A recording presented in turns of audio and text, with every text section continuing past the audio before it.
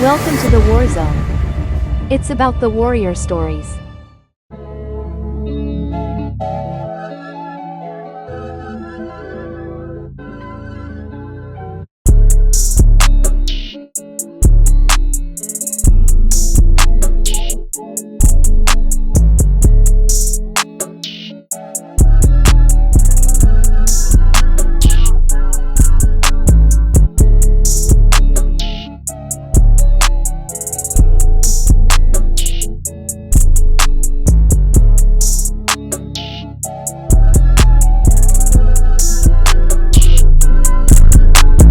Good day, everyone.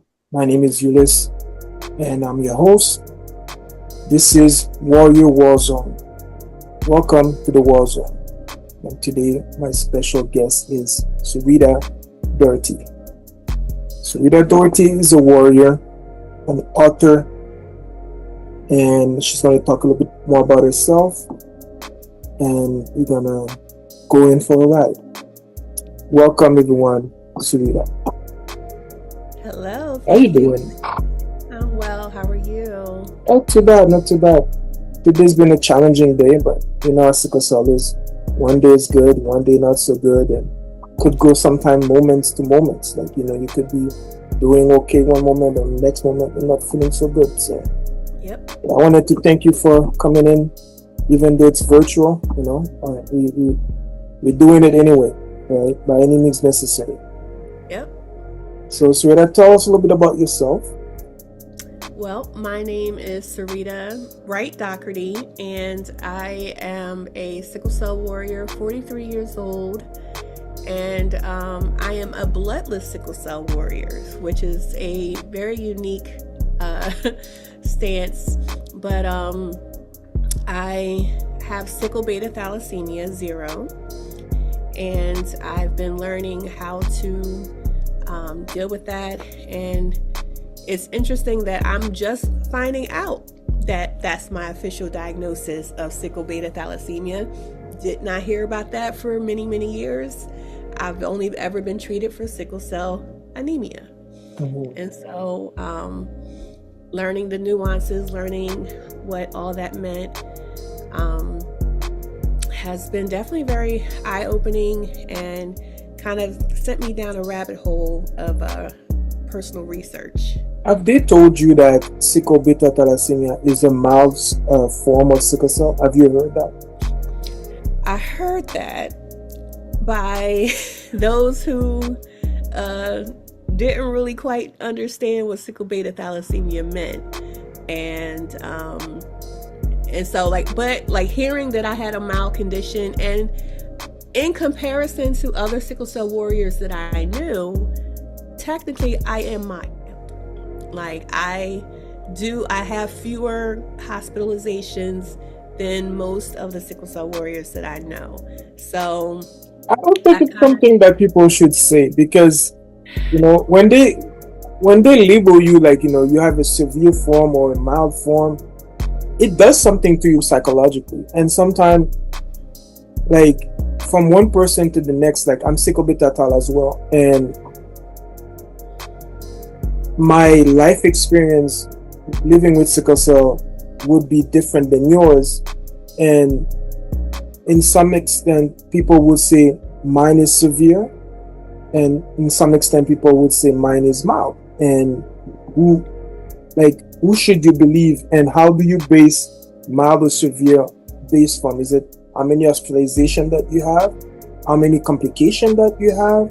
Like, you know what I mean? It's to me, it's something that's debatable, but and it really shouldn't be a debate, because it actually, again, I'm talking to other sickle cell warriors this year more than I ever talked to anyone before.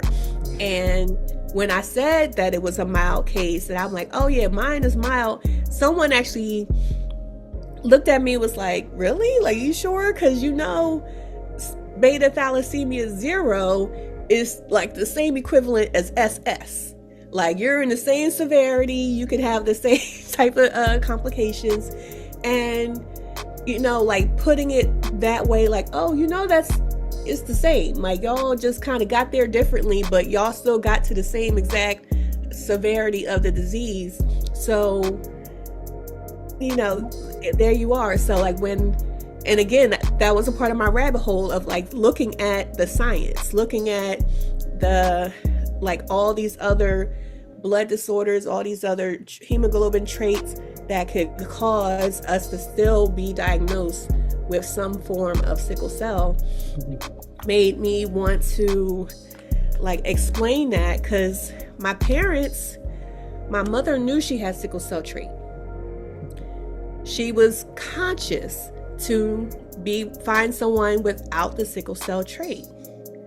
And my dad tested negative for sickle cell trait. No one talked about, no one knew to search for beta thalassemia. We didn't know that that's what he had. So when I was diagnosed with sickle cell anemia, she's assuming that he lied. Oh.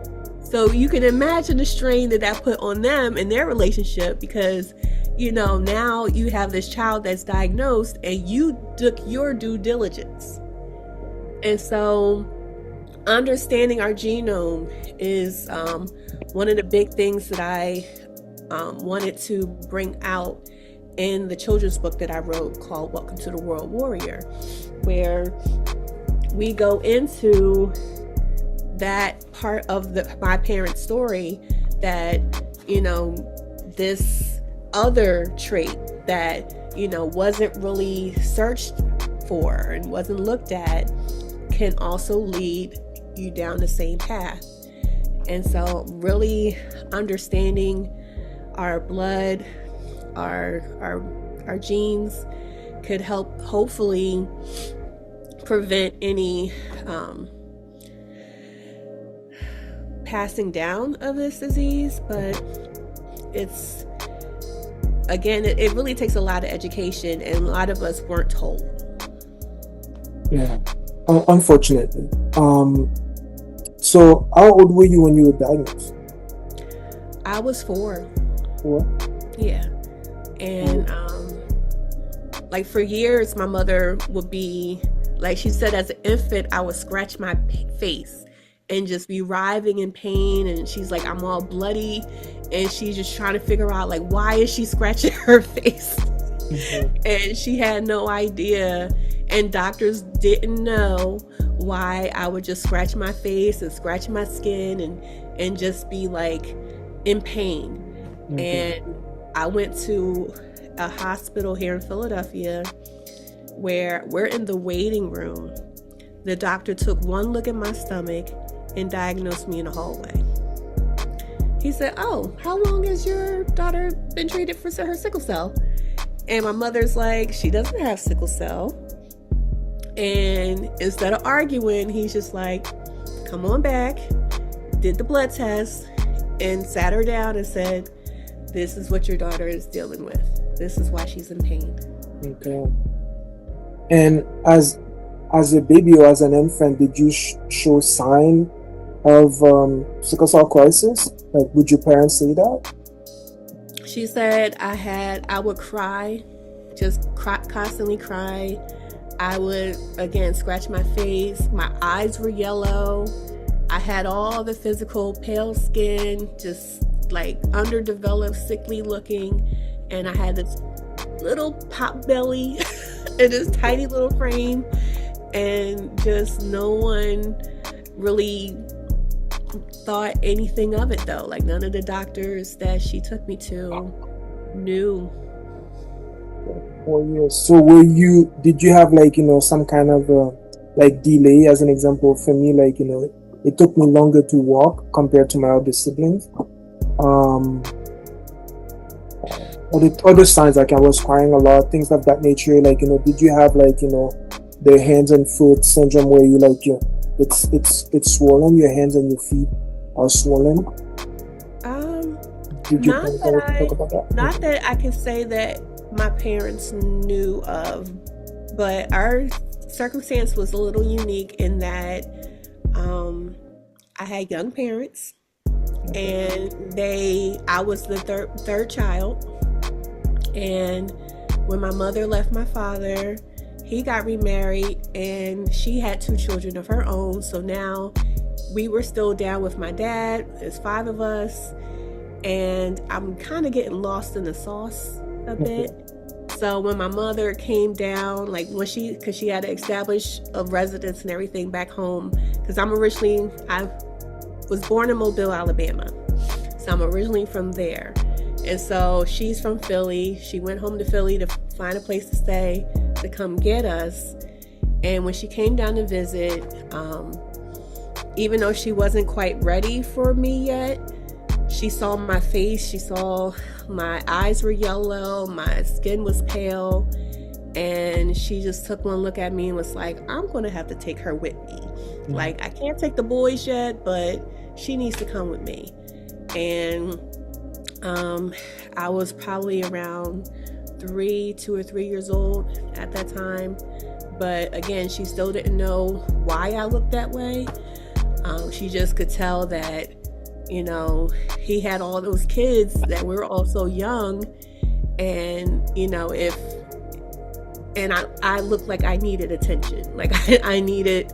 A question that just came to me, it's like, when you spoke about you from Mobile, Alabama, and your mom from Philly, so the population in Mobile, Alabama there's a lot of black people there, right? Yeah. So how come you got diagnosed in Philly, which is, I would say, the opposite? I would expect from you to be diagnosed in Alabama instead of Philly, though. It's kind of ironic to me. So I look at the fact that this is the 80s, and this is during a time period when there wasn't enough interest in researching or treating sickle cell. And so because there wasn't enough interest, there weren't enough knowledgeable doctors available to the Reagan era help me.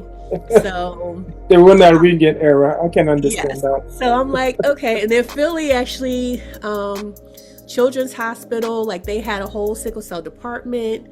They had, actual team of doctors that's all they did.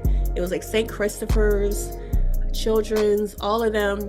They had full departments. Like Philly it's a lot more of us in Philly than outside of anywhere in Pennsylvania. So if you're going to go get treatment for sickle cell, Philly is the place to be. Okay. In the major centers? Yes. Right? Okay. Yeah. All right. And so you have siblings. Are you the only one with sickle cell, or do you have any siblings that have sickle cell?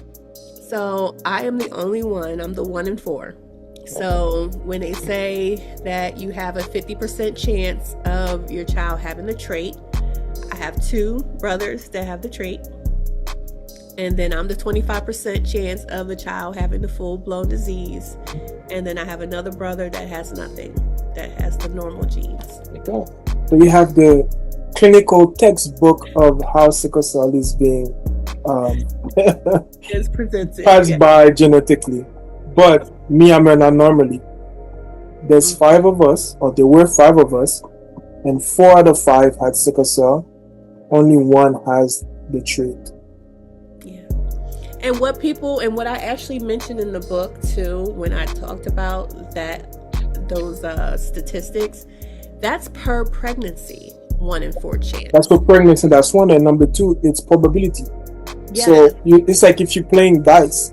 You can roll the dice and you come out with 7, 3 times in a row, and you can roll the dice and you never come with 7. So it's probability. So that's the part that we just don't get to choose, and we don't know until you're dealt that hand and you're like, oh, okay, like this is what we're dealing with. Yeah. So when you moved back, I guess you moved back to Philly. Did you end up spending the majority of your life in Philly, or did you go back and forth Philly, Alabama? How did that go? So I lived most of my life here in Pennsylvania, and most of my treatment was up here. But I did have moments where I moved back down to the south, but mainly like at the end of elementary into middle school and my first year of high school. That was like my longest stint in Alabama. So what I wanted to ask is like, did the weather impacted you in any kind of way dealing with sickle cell? Absolutely. So Alabama has very hot, extreme humidity During the temperature. summer? So in the summer, so the humidity is what would trigger me into a crisis. The heat was fine. I actually enjoy the heat, don't mind the heat, but the humidity would be so thick that you can't breathe. You know, it is, so it's like for someone that already has issues with oxygen carrying blood, now you're robbing me of oxygen. It was one of those things where I had to like constantly try to find ways to hydrate, and I just really couldn't always get enough water in me. And so like that would put me into a crisis. So fast forward a little bit. Now you're in high school. How was your interaction with people disclosing about sickle cell? How was that for you? Did you ever talk about sickle cell to your friends, maybe your family? Most people, like, you know, the immediate family know. Sometimes the extended family don't. I don't know, how was it for you? So if you can talk a little about that, like, you know, your adolescence years and your relationship with sickle cell, with the community around you. How was that? So I got into a habit of never talking about my sickle cell because I'm the only one with it. I felt like bringing up its name was like saying Beetlejuice, and I'm like, I didn't even want to say its name.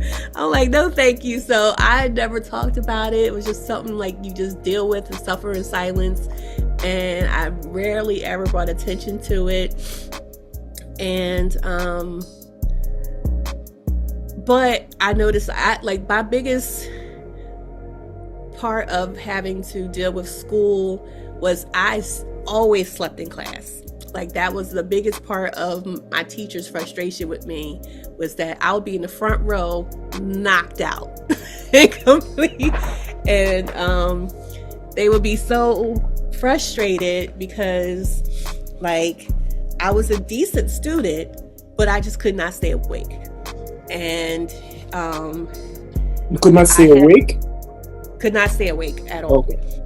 Like I would be dozing off, and I'm in the front. Like I would sit in the front because I want to learn. Like I was always a student, and my body would just take over, especially after like lunch. If I had to go to gym, fatigue. They try to just chronic fatigue. Yes, always. So that's the main part of me having to speak up and let teachers know that I had an illness that, you know, they had to kind of help me work around. Because did that work? It took many years of speaking up, because a lot of teachers didn't believe it. It's not even like they just still wanted to they felt like they had to make an example of me, because it was bad for morale for other students.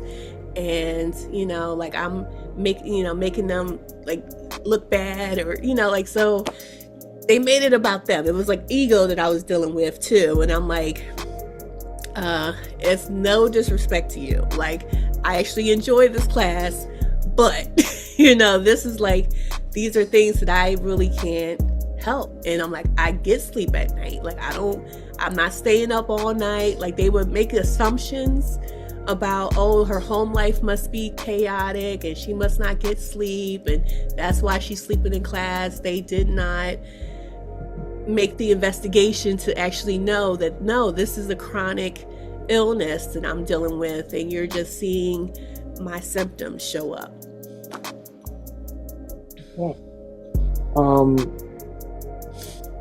So you took a habit of not talking about it. So when did you become comfortable talking about it?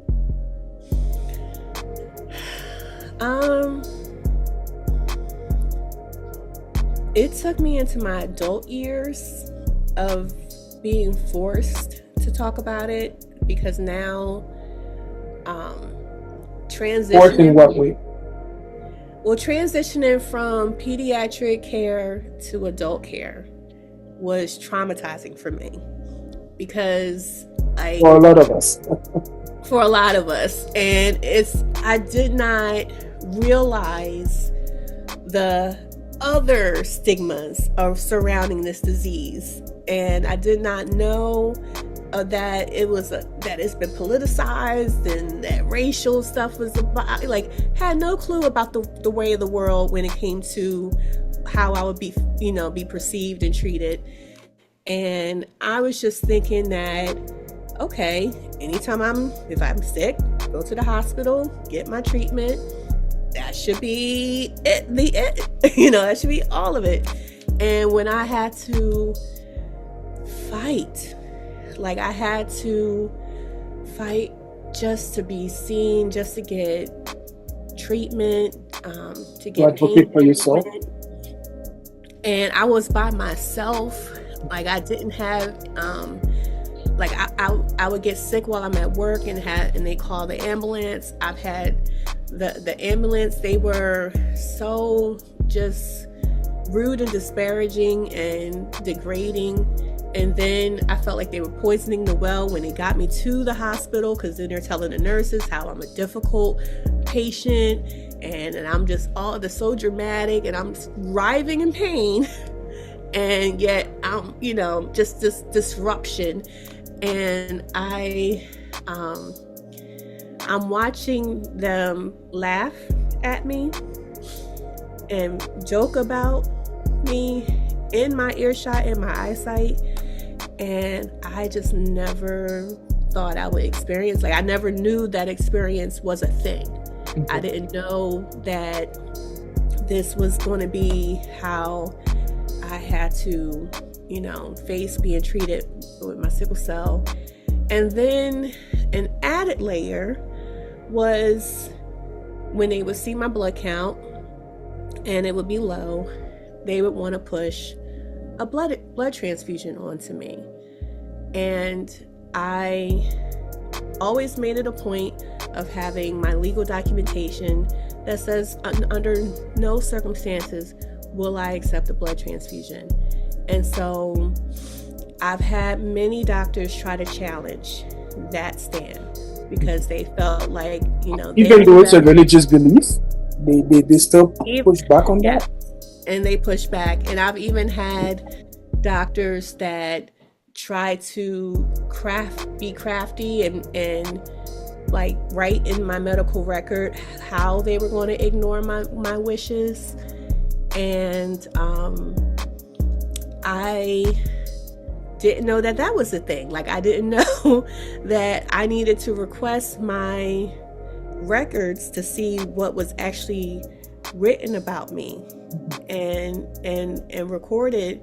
And so this one in particular doctor, she wrote, patient wishes to decline a blood transfusion unless hemoglobin drops below 6. And I was like, this unless conversation never happened between me and you, because I don't have an unless. But the fact that she wrote that in my file, I felt like, okay. And I felt when I entered the hospital, because I didn't take the treatment that she wanted to give me, she didn't want to go with the strategy that I already told her worked. Because again, I've been living this for now, at this point, 30 some odd years. And so I'm like, this is the strategy that we have implemented in the past. This is what helps me.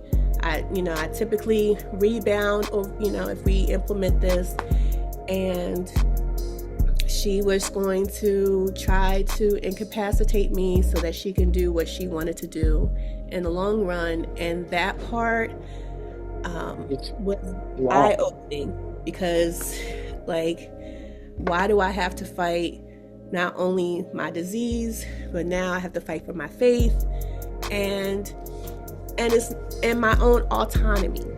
You know, like, it should be each patient's right to choose what will or will not go into their body.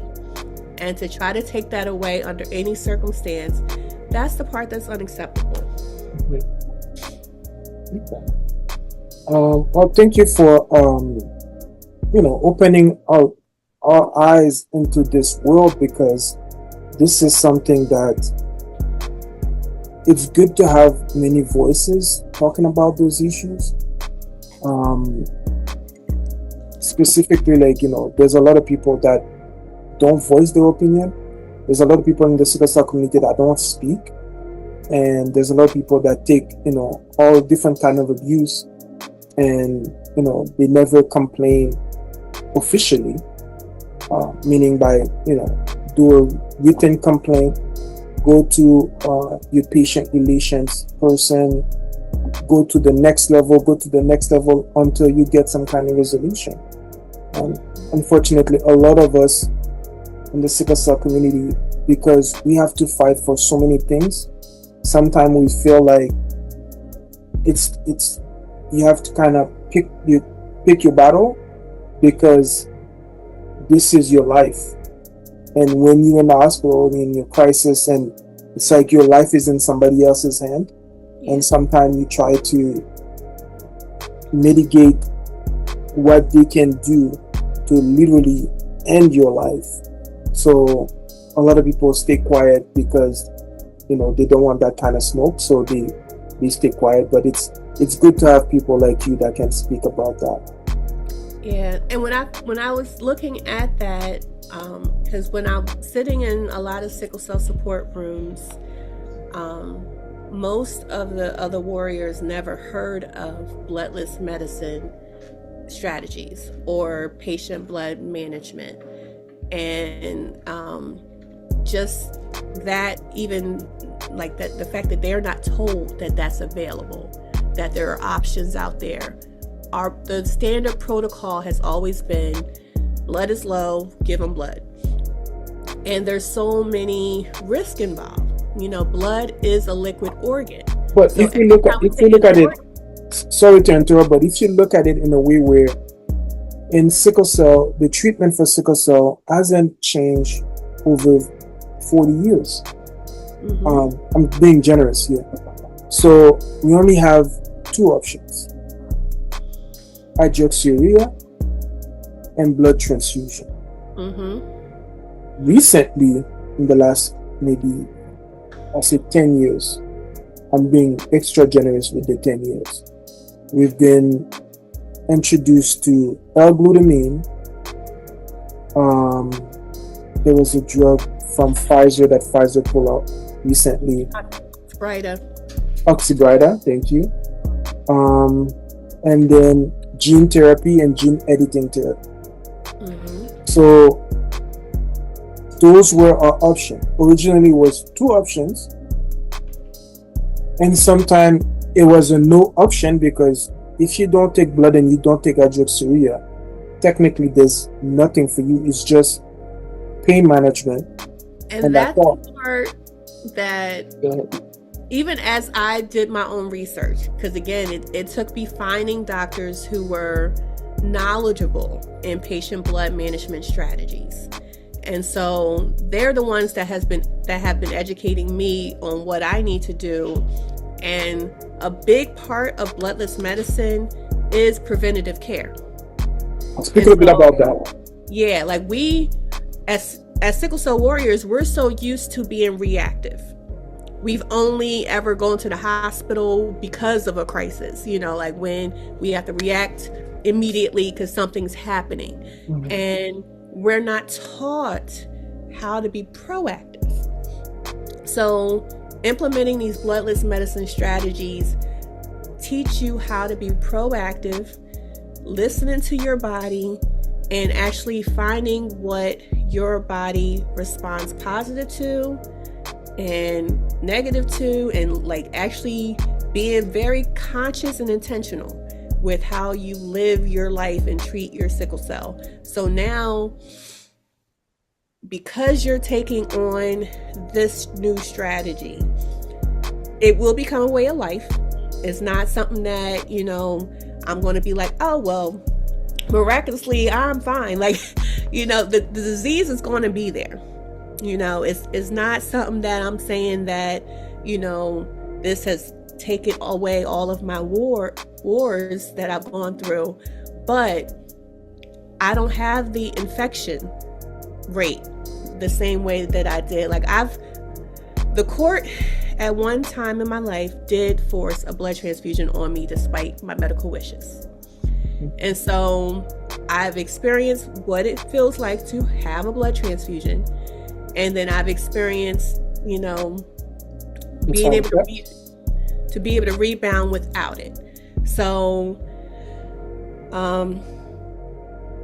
can you give us a little bit more context in terms of, like, when you talk about bloodless therapies or management, how does that look like, and how does that look like in your life?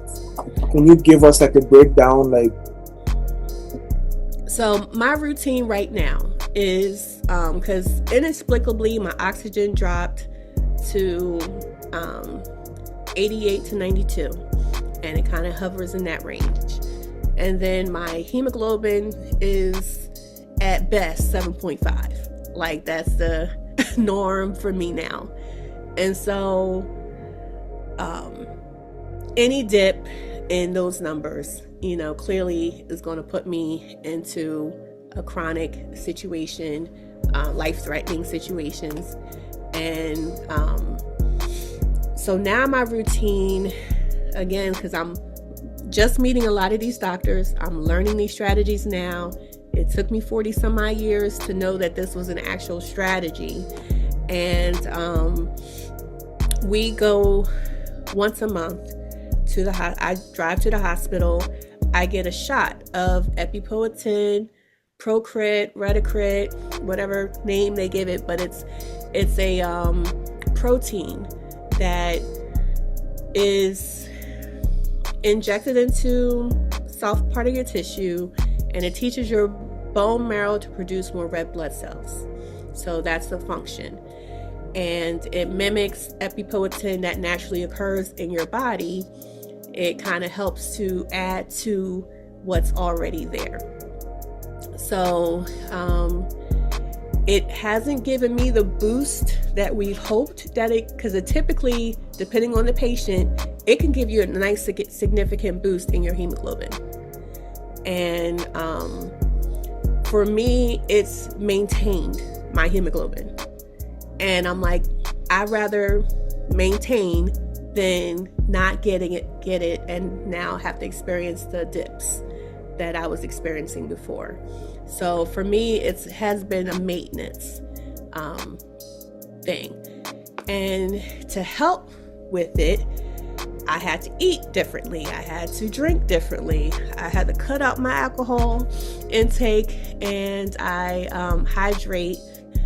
And I learned how to eat according to my blood type, because your eating according to your blood type can actually help your body to process the foods that it will respond to. And so my blood type likes meat, so everyone's like, oh, you should be vegan. No, that don't work for me. I need certain meats that could actually help. Huh? Are you O? I am O positive. So because we're O positive, we're carnivores. Like, there's certain things that our body's saying, no, I need this protein, I need this meat, I need it from an animal, not from a plant. And I'll do the plants, and I don't snub my nose against vegan and plant-based foods. I actually try to implement that as much as possible. But when my body says it wants meat, I give it to it. So it has been a whirlwind of like learning which anti-inflammatory foods and fruits my body responds well to. So literally everything that I eat and drink has ginger in it. and because I actually love ginger. Question: Were you seen by naturopathic doctor? So we Who found give you that kind of strategies and what to eat and we initially so I've gone to all kinds. I've gone to holistic doctors, nutritionists, naturopath.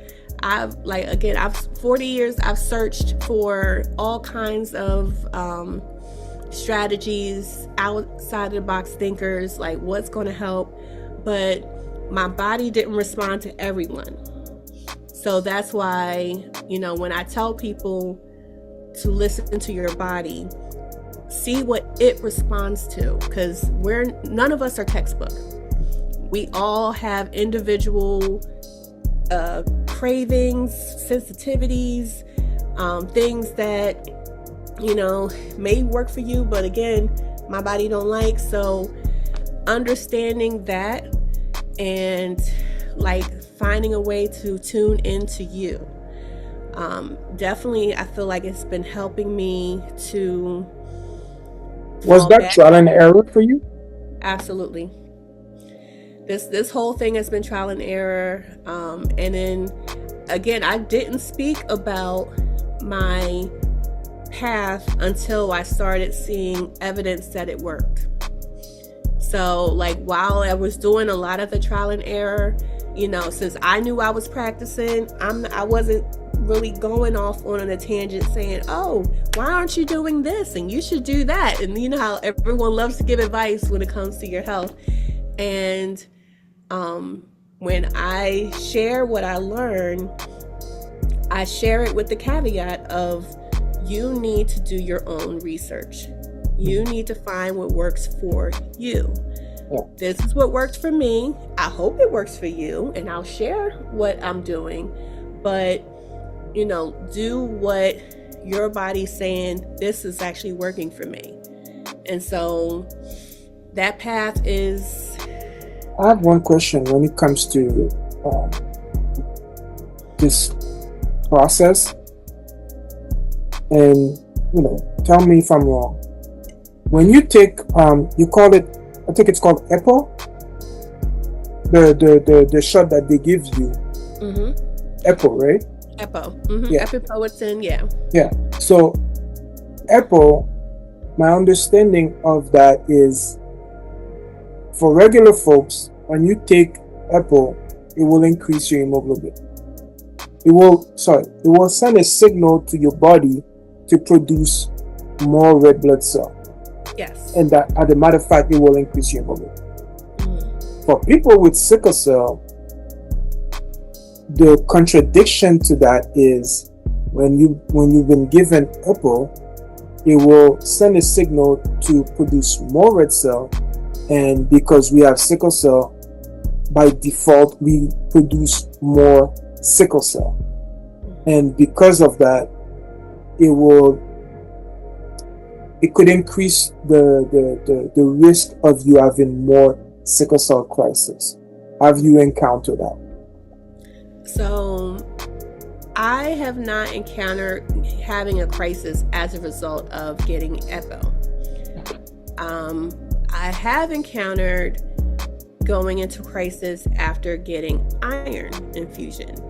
So, but I've only experienced a crisis getting iron if they did not give it to me diluted with IV fluids. So there's conditions that needed to be met. And the other thing I was going to ask is, for you, when you get the EPO, do you get the EPO when your hemoglobin is already low, or do you take the EPO when your hemoglobin is at the normal range that your body usually at? So again, in order to get EPO, you have to have a low hemoglobin anyway to qualify, because the way the drug works, you can't have a normal hemoglobin and receive EPO. So not normal, I'm talking about your normal range. So let's say your normal range is 7.5, thing. So if you're at 7.5, that's still anemic. or do you take it lower? No, That's what I like mean. at 7.5, like whatever my normal is, it's always still lower than normal as far as Yeah. the 13 we're supposed to have. So if you're considered chronically anemic, then you're going to be eligible to get the EPO. But again, EPO is only So effective. technically, if you're at 10, you can get EPO.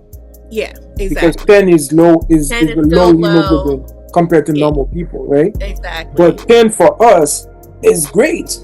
You know, Right? if my I would love hemoglobin to see 10 again. I haven't seen 10 in years. yeah, if my hemoglobin was at 10, I'll be feeling great, you know. Yes, Anyway. exactly. But one thing, like, so a friend of mine, he also, you know, does not receive blood transfusions under any circumstance. He's in his 50s. He's always been more severe than me, in my opinion, as far as his hospitalizations. And so his regimen on how he's been treating his sickle cell looks a lot different than mine. And that's why, you know, again, I don't go into like giving medical advice on this is what you should ask for or this you do, because our bloods are different.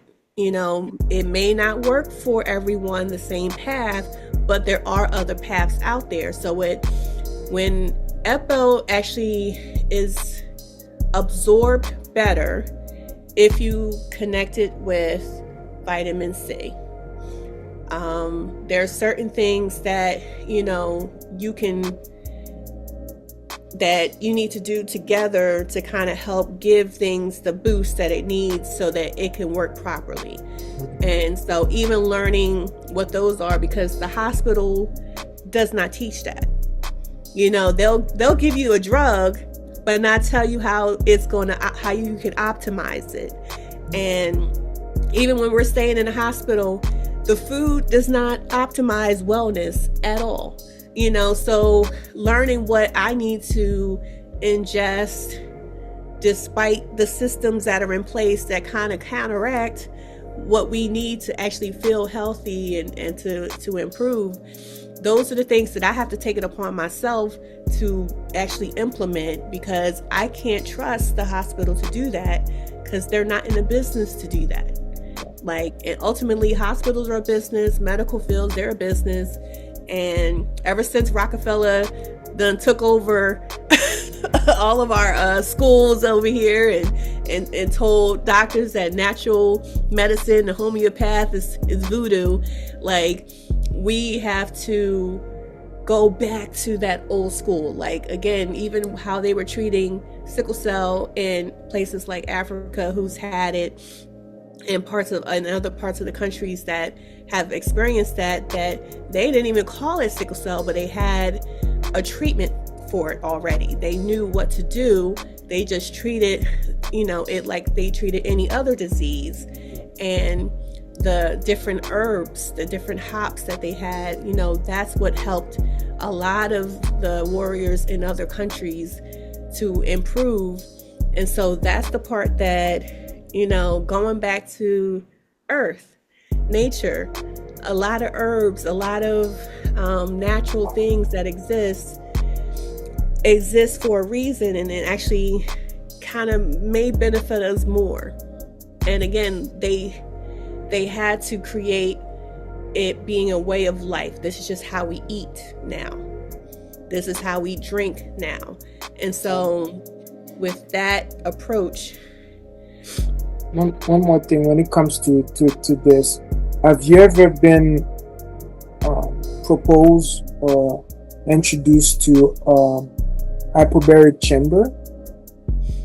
No, I saw that though. Yeah, as a way to help, because, you know, we need oxygen. Hyperbaric, like, you know, it helps you with the oxygen piece. So sometimes I always ask, like, how come the basic biology of sickle cell, I don't feel like they're doing it to help us. So this technology has been there for a long time, and how come they only introduce that to sickle cell when we have leg ulcers, or when we are in a desperate situation of life and death situation where Exactly. your lung collapse or something. Like it has to be something major for them to actually introduce that to you or even propose that to you. So I don't know. I always like question those kind of like rational. Have you ever wondered why blood transfusions has been the only, like, the first line of defense when it comes to sickle cell, and we're not really given other options really for many years of treating this disease? Like, that has always been the first thing. Like, have you ever been given another option? You're in Canada. You may. Well, besides hydroxyurea, it's still blood. It's because it's blood exchange, blood transfusion, blood exchange, apheresis, phlebotomy. It's all blood related. So no. If I'm going to Western medicine, no. If I'm going outside of Western medicine, I'll get nutrition, I'll get herbs, I'll get different types of things that I can get to help. Exactly. But when it comes to Western medicine, it's only pain management and blood transfusion and hydroxyurea. That's it. Exactly. And so because that has been the standard protocol, like even as I was doing my research again, like finding out, well, why, like there are other things available. Why are we not given the option to know what they are? Mm-hmm. And so when I sit in on these conferences that are being held by doctors and nurses who have, they're starting to get more and more trained on bloodless medicine, patient blood management techniques. And so I actually went to one of their conferences they had called Patient Blood Management Awareness Week. It was like last month. And doctors are going to be more honest with each other than they are patients. So as I'm listening to these doctors share with each other what they found in their research, and these are with patients that other doctors have written off as, there's nothing else we can do for them. They have no hope. And hemoglobins that have been so dangerously low. The one hemoglobin that he was telling us about, that he was actually able to save this patient without donor blood, was 1.7 hemoglobin. Oh. A patient had 1.7 hemoglobin. How do you survive that? So this doctor, he went into his strategy of what he did to save that patient without blood intervention.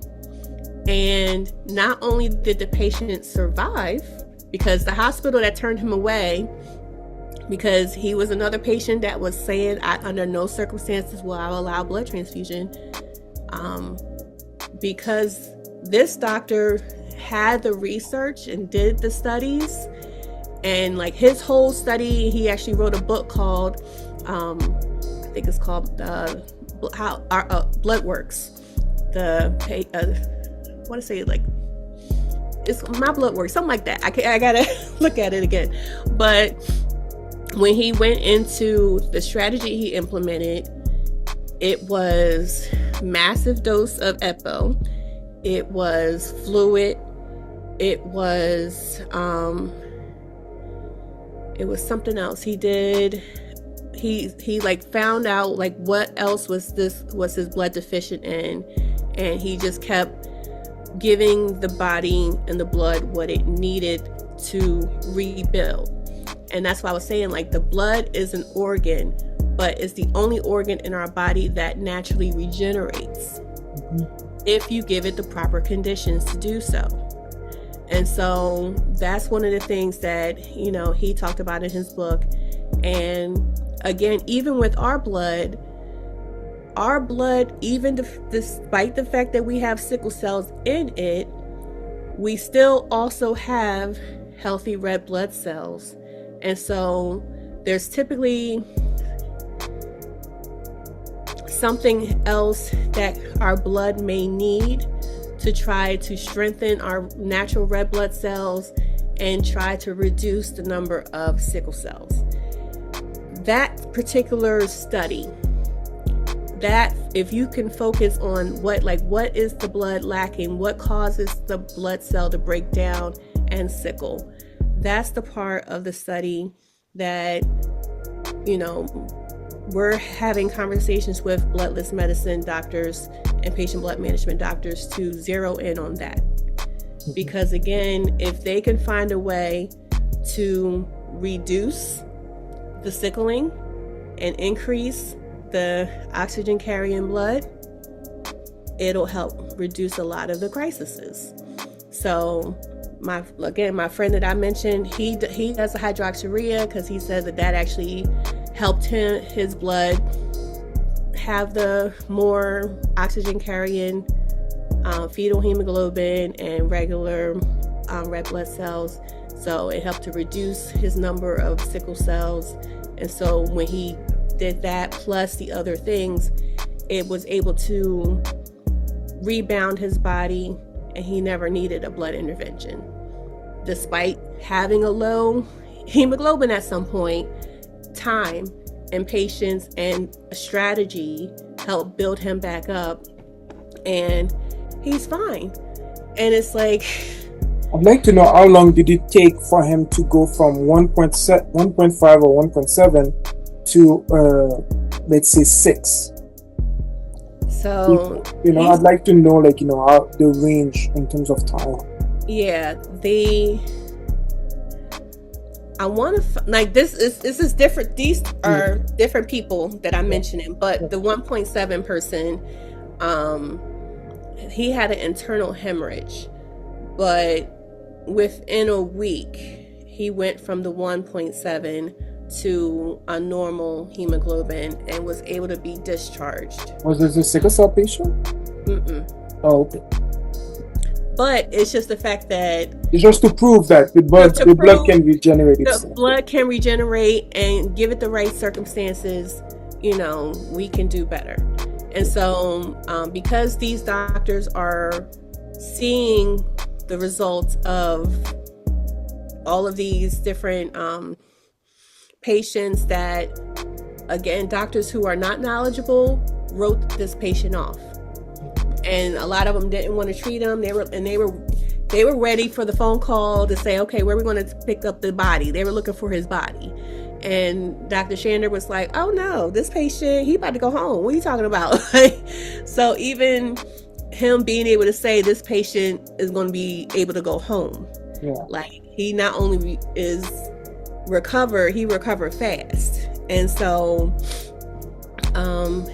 he does a lot of speaking engagements where he's educating other doctors on what he did so that they can implement them across the world into their practices. So because this is finally getting the research, the traction, the scientific proof to back it, again, I'm a part of the study. I'm a part of the evidence that sickle cell can be treated without blood intervention.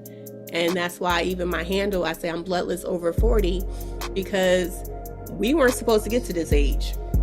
Many times doctors have wrote me off and said I wasn't going to make it that weekend, and don't expect to live past whatever expiration date they give us. And so I've had the grim conversations with doctors where they kind of gave up on me. And yet, because we implemented the strategies, and back then the only strategies I had was fluid from IV, pain management, and that's it. I had nothing else. I didn't qualify for hydroxyurea, so it was that and a prayer. And so that was it was scary to be in that, because again, your hands are you're literally in the hands of what else is going to happen. but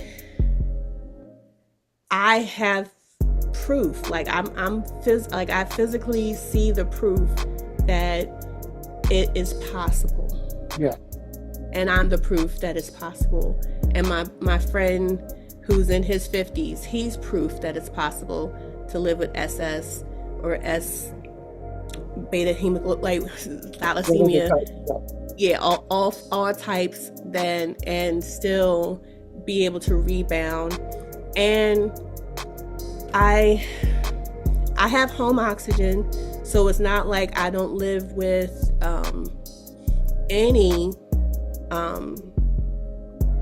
risk, or what's the word? I have some complication of the disease. And one of the things that, we're hoping to shed more light on is how much of our disease is affecting our organs, and like how can we help get ahead of our breakdown in our organs to make sure that we don't create more further damage. Yeah. Well, thank you for that. That was very eye-opening and educational, I would even say. Another quick segue, I wanted to talk a little bit about relationship and what is your relationship status and how did sickle cell impacted that from your perspective? I am married. I've been married for 14 years. And when my husband and I met, at this point, I was kind of used to sickle cell, so I never really hid it from anyone. It was just kind of, this is a part of me. This is what it is. Because my husband I feel like because he had a background in respiratory therapy, he was vaguely familiar with the disease. He, wasn't like fully on knowledgeable, but he had enough knowledge to know different symptoms of fatigue and breathlessness and all those things that he dealt with, just helping other patients in the hospitals. But by the time he and I met, he had left the medical field. He was just like doing HR work. So you met him in the hospital? No. Oh. A friend of mine actually invited him out to meet me. So she was playing Cupid and setting things up behind the scenes, and it worked out. And it worked out. Yeah. So I definitely like he has seen me go through many crises. I've had to have different surgeries. I've had thyroid cancer. I've had my gallbladder removed. I've had that was before the marriage? The gallbladder was removed right before I met him, but the fun symptoms after that, like that's one of the things I had to learn. And so like he met me like when I was still trying to be like everybody else, like still trying to drink like my friends and party like my friends and do, be doing the most. And I had to learn early how to kind of fall back and like stop doing everything that my friends was doing, because I wasn't going to survive that life. And so he and I getting together, he helped to slow me down a little bit. So like we did more things, just kind of chill. And I think that was definitely a good thing for for both of us, but especially for me, of just being now willing to take a beat, to, you know, speak up when I needed to rest, sleep if I need to sleep, and not have to be on all the time. Let me ask you this. If there was an advice that you could give, whether your younger self or another warrior that would want to be in a relationship but feel like relationship is something that is maybe not obtainable, what would you say to them? One thing I would say is, do not apologize for your life, your reality. And it's not a negative thing. You know, a lot of us approach sickle cell as this negative thing that is like the deal breaker. And relationships are hard, period. No matter what your disease is, no matter what, you know, you're going to deal with something anyway. So don't make that be your thing that prevents you or makes you feel like you're not worthy. Because when we work on the person we are inside, when I look at who I want to be, who I want to present myself, you know, to as in the world, being kind, being calm, having peace, even not lowering my standards. Like, there's a lot of things that, like, I pride myself in always having a vision for what I will and will not allow to be in my life. And you don't have to lower that to try to find someone to accept you. The right person will accept all of you. And so wait for that person. Like, don't. And the funny part about me, and especially in my relationship before I met my husband, I was the person that said never. So I didn't want the relationship. I wasn't searching for never going to get married. Is that what you mean by never? Yep. I was that person that always said, I'm never doing that, because I lived vicariously through my friends that showed me all the worst case scenarios, and I just never wanted to deal with the stuff that they dealt with in their relationships. So again, that's why I said, like, your standard of what you know you will and will not accept, listen to that, because that person, whoever you allow into your space, will affect whether or not you have a good outcome of your sickle cell or a bad outcome of your sickle cell. So abusive relationships are very bad for us as sickle cell warriors. And that doesn't matter if we're male, female. If anyone is trying to drain us, cause us strife and turmoil, they don't need to be in our life, period. It doesn't matter how cute they are. They gotta go. And anyone that's a chaos monkey, like, they don't need to be in our life. Like, I had a lot of great friends that I loved, but they brought too much chaos that my body can't be around it. You know, so I had to become very intentional with who I allowed in my space, and that meant all my relationships across the board, friends, family, doesn't matter. If you were trying to create problems, we now had a distance between us. How long did it take you to be so wise and to realize that? That's good advice, though. Definitely took me many years and a lot of life lessons of, like, finding who your real friends are.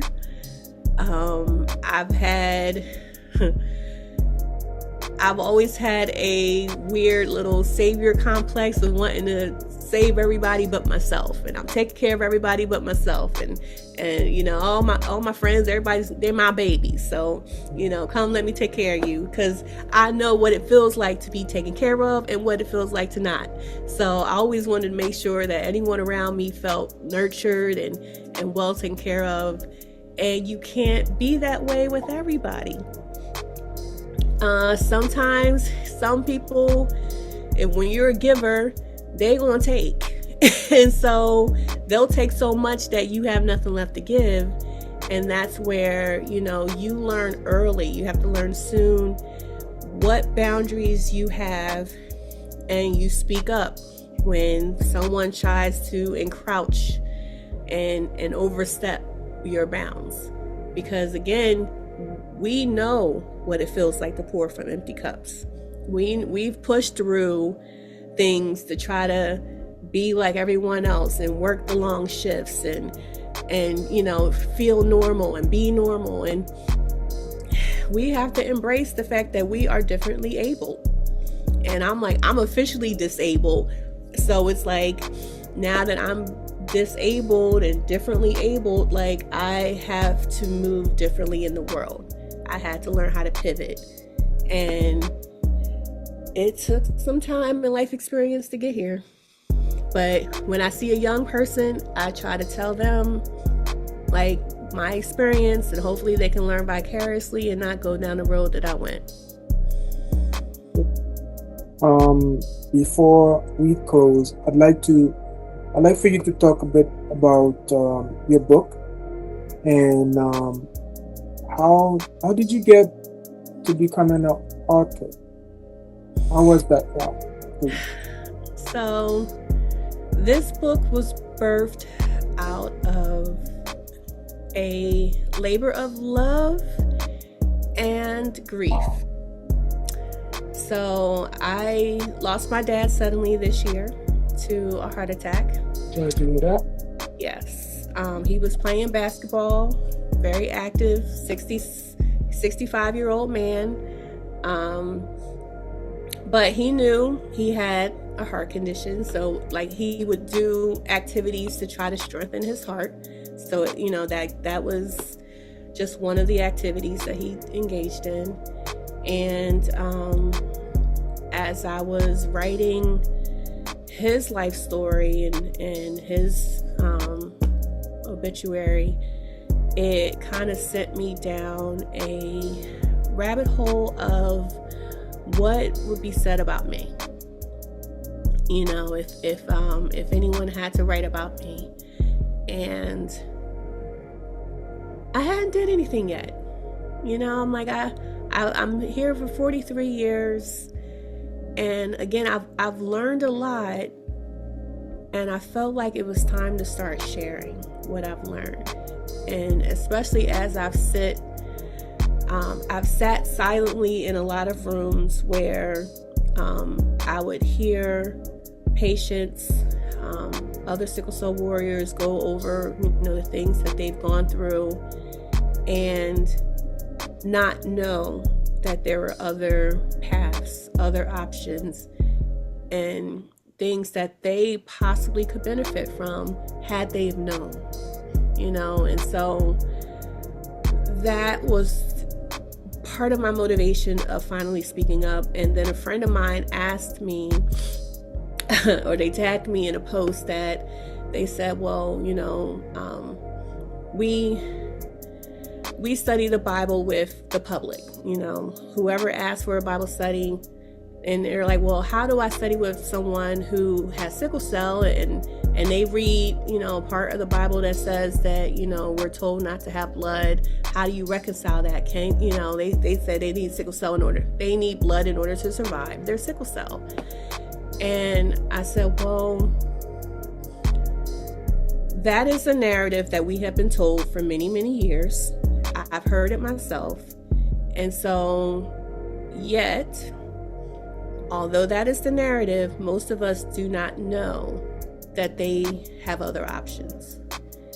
And we can't fault anyone not knowing what those options are, because again, we're not told. We're not even told to question it. We're not told to ask.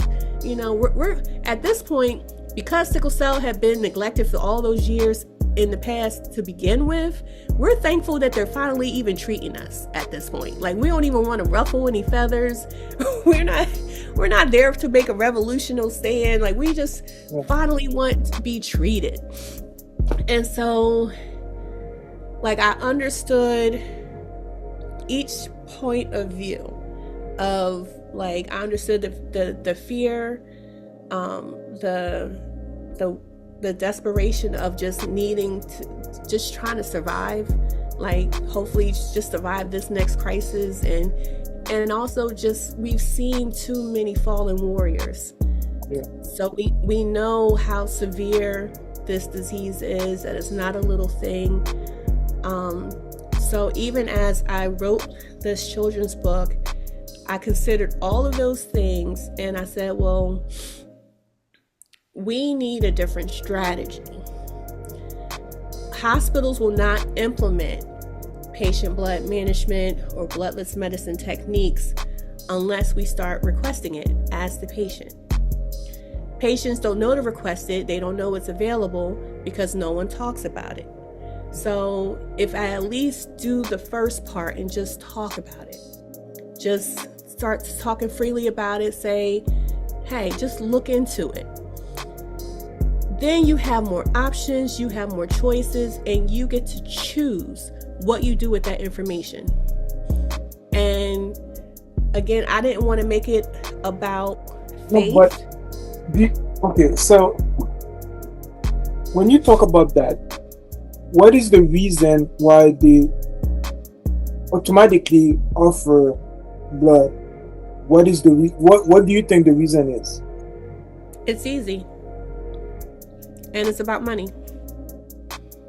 So every unit of blood, the hospital gets to charge the patient, insurance, whoever, $9,000 per unit of donated blood. This is a business before it's anything else. Yeah. And so it's quick, it's easy, it's something that the hospitals make a whole lot of money on. But they also know in their research and observation that the risk of infections increase each time they give blood.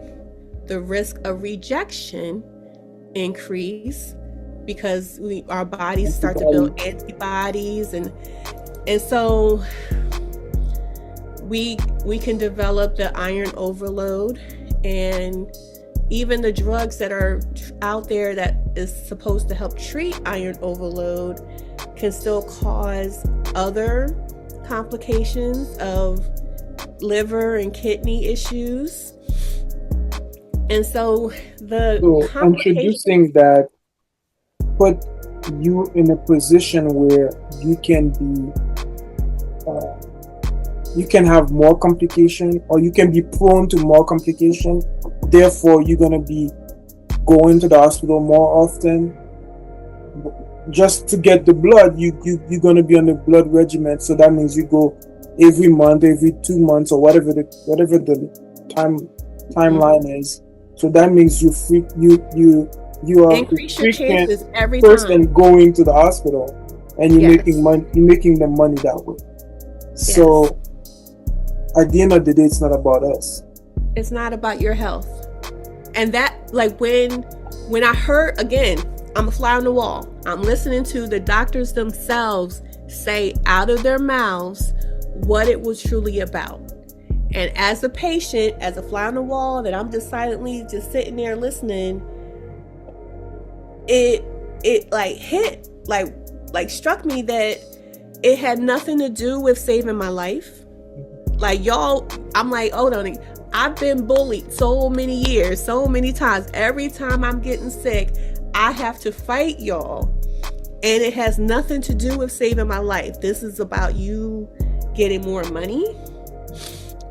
That in itself already lit a fire underneath me, because I'm like, but you said, like, y'all presented this as this, my only option, as, you know, this life-saving thing. You're going to feel so much better. Like, they had different words that they used, that I see.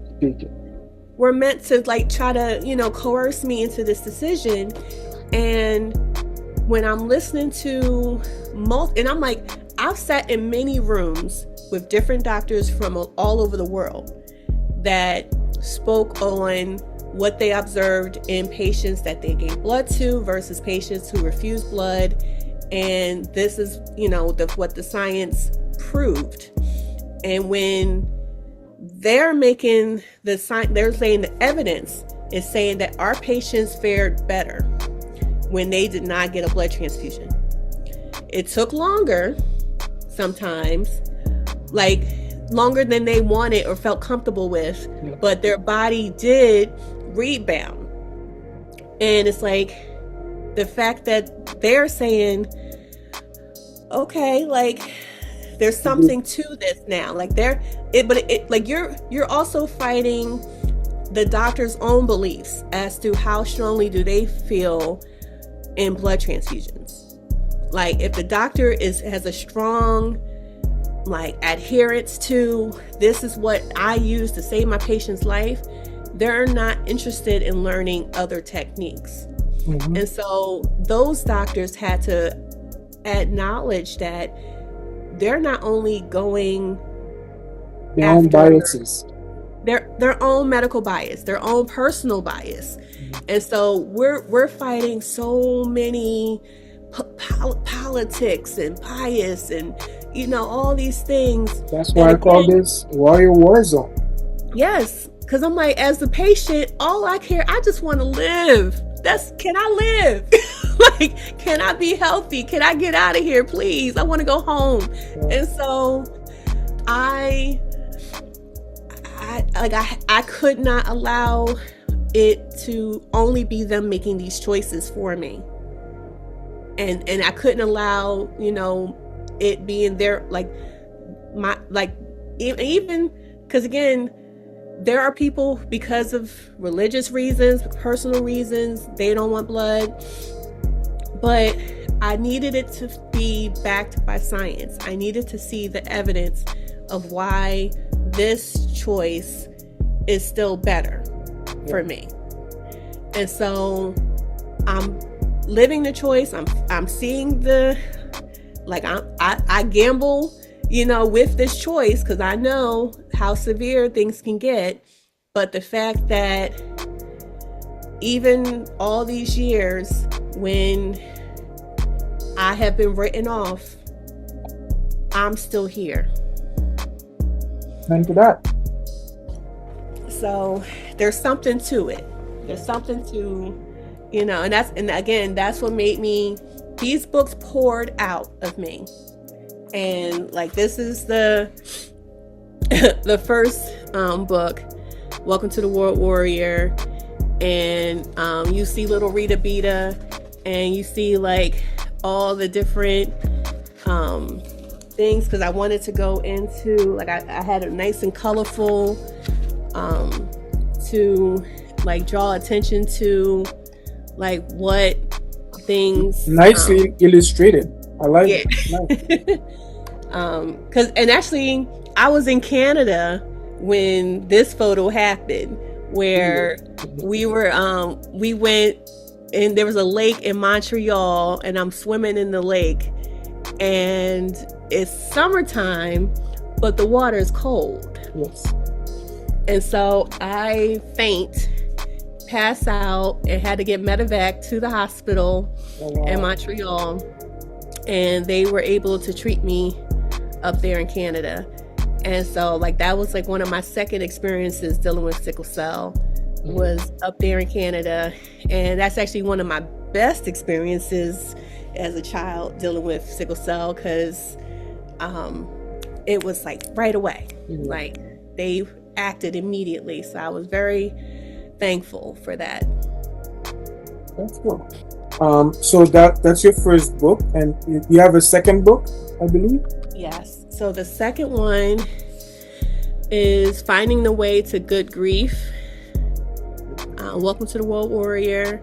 And I, show my father playing basketball with my brothers, and, just kind of highlighting that was his favorite pastime. And I wanted to kind of deal with the ups and downs of like, this is me getting dizzy, lightheaded, passing out, and ending up in the hospital. And this is where the doctor's telling my parents that I'm not going to make it that weekend and I was supposed to pass away. Mm-hmm. And so and then I wanted to go over the fact that I heard that. I could hear him say that. Mm-hmm. So like dealing with the mortality, the possibility of, not surviving, juggling that reality as a child, that's a very scary thing to hear. And you have to find, like, I had to learn how to take back the power of those words. And that took a lot of time.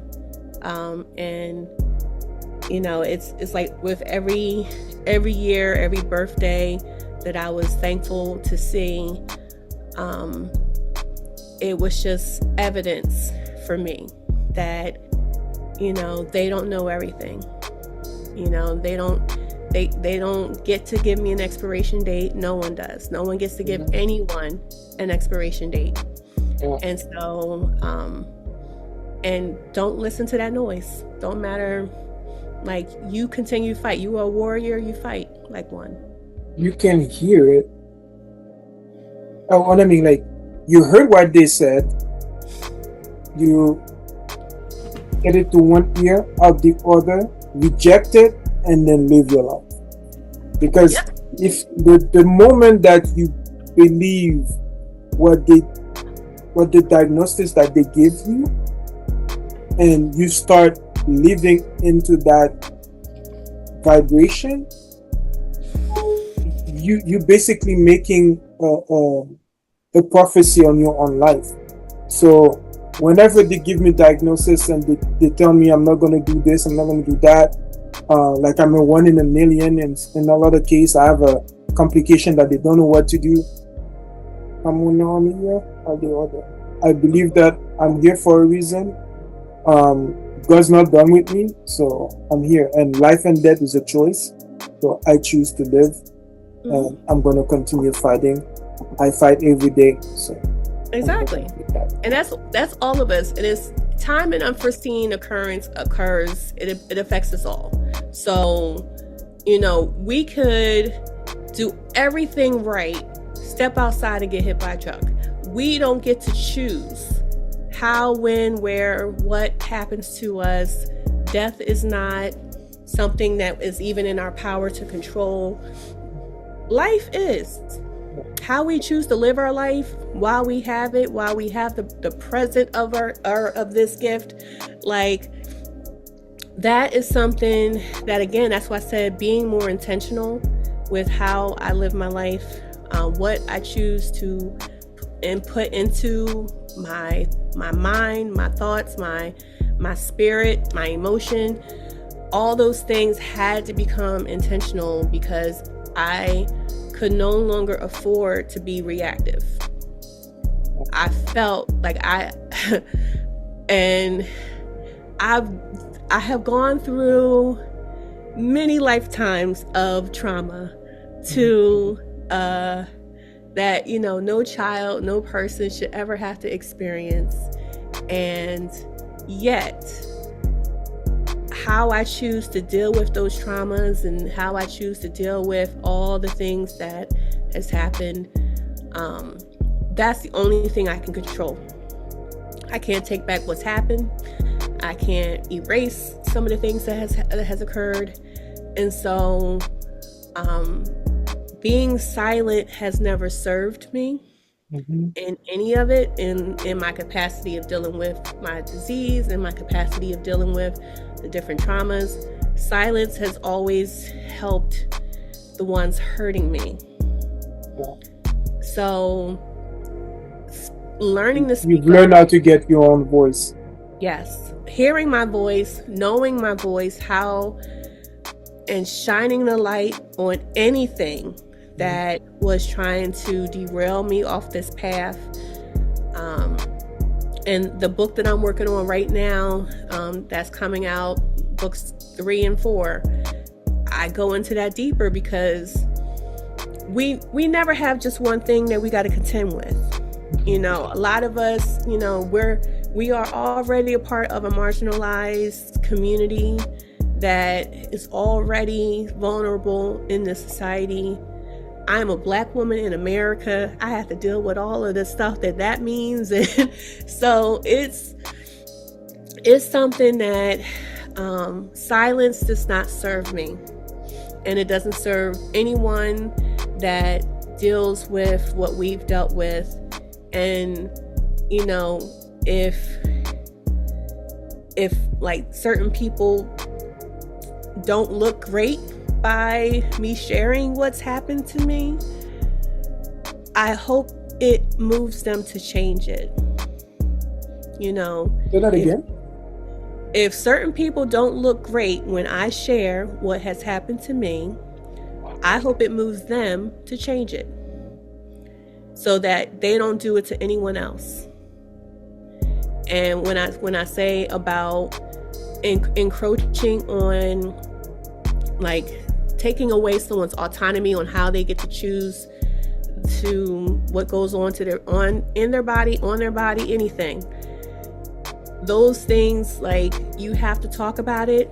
You have to shine the light on it. And if anyone should carry the shame, it's the ones that are using whatever it is as a weapon. Because it's not our shame to carry.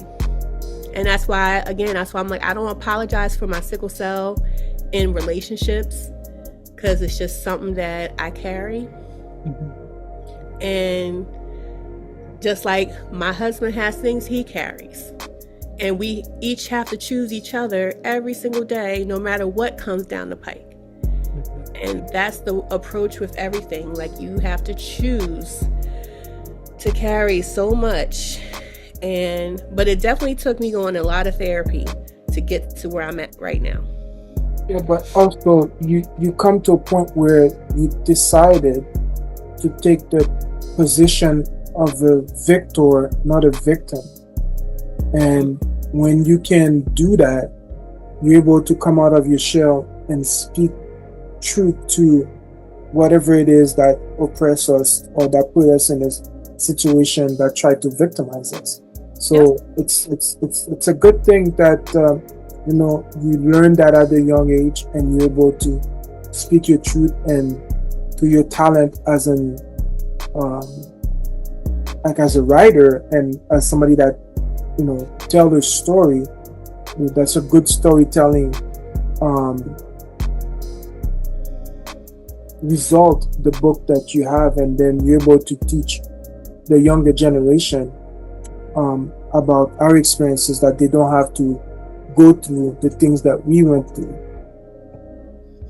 And what I even did in conjunction with the book, I have 5 musical albums, and they're on Audio Mac right now. I'm still uploading them onto YouTube, but I wanted to present a lot of them were poems that I wrote while I was in crisis, or after, you know, just in between crisis, and I turned them into songs. And I wanted to find a way to give something back. You perform those songs? I would love to sing on these, but I actually used AI to produce the albums. And only because it was quicker. Because if I had a studio, I would definitely perform these myself and sing these. Because this is definitely you use the tools that you have available. Huh? You use the tools that you have available. Absolutely, yeah. Because again, it's like when I did a couple of the fundraisers this year, I wrote some of the songs this year to help promote awareness about the sickle cell and promote the fundraisers to try to see we get more community involvement. And when I wrote the book, I like made more music targeting aspects of the books, and even kind of explaining it. So like I have a song called like Our Blood Counts, My Blood Counts, and just letting people know that there are things out there that can help improve your blood count, and becoming more proactive, finding out what they are. And they said it starts with us, as the patient, to ask for it, and then the hospitals will start carrying the tools that they need to have on deck to be able to implement them in all these different places. So once we know that they exist, we can now start demanding that is provided. Definitely.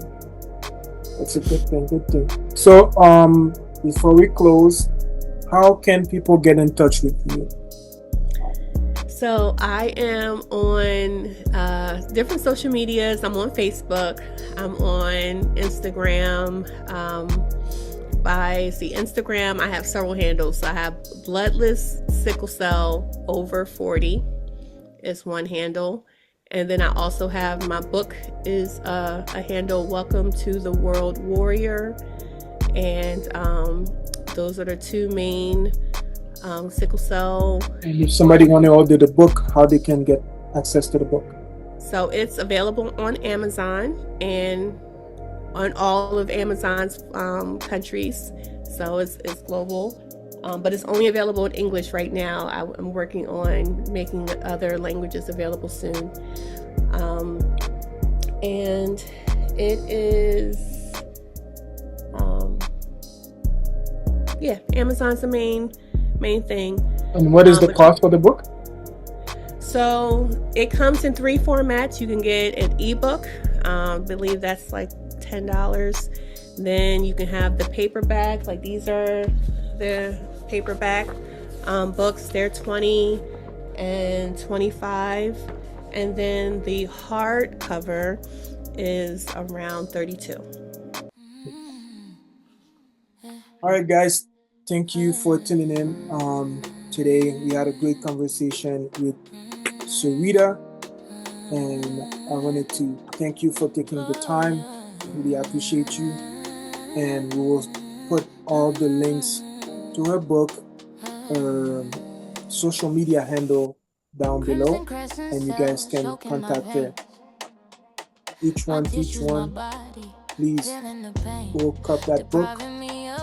It's good awareness for sickle cell. Don't forget to subscribe, comment, like, all that good stuff. And I'll see you guys in the next episode. They call me warrior, sickle soldier, crescent crusader. But I'm more than the name, I'm the creator. I am just Syreeta. I am